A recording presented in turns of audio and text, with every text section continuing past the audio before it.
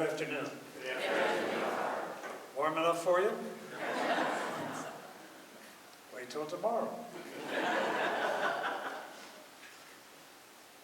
Jesus said, if anyone wishes to come after me, he must deny himself, take up his cross daily, and follow me. Now, all of us here want to follow Jesus. So Jesus' words today are directed to us.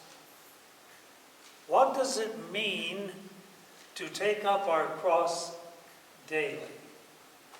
First of all, let's look at what it does not mean. It does not mean that God wills us to suffer. God can no more will suffering for the sake of suffering on us than we could will suffering on a loved one. That's not what we're talking about. Secondly, to follow Jesus, we don't have to go out looking every day for a cross. All right?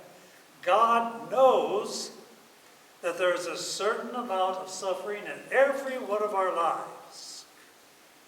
You know? You don't have to look for it. It's already there. It might be mental or emotional suffering. It could be physical suffering. It might be the pain of living in a world of violence and insecurity and injustice. So, what does it mean to take up our cross daily and follow Jesus? I'd like to change one word of what he said. Please forgive me, Jesus. One word that might help us understand it better. I'd like to change the word cross to life. If you wish to follow me, take up your life each day and follow me. Let me give you a few examples of what I mean. First of all, to all the mothers who are here, all right? You know how much you have to deny yourself to raise those kids, right? Nobody has to tell you about the little and the big heartaches and headaches that have been mixed in with the joys of motherhood. You are taking up your cross daily and just being who you are. The same thing is true with fathers. Fathers, how often do you place yourself second to the needs of your own family?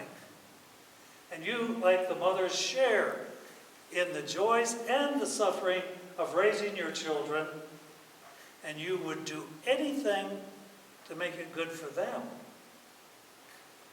Then I think of elderly people. It's no fun to grow old. I mean, what's the old saying? The old age is the golden years? Well, a lot of people don't believe that.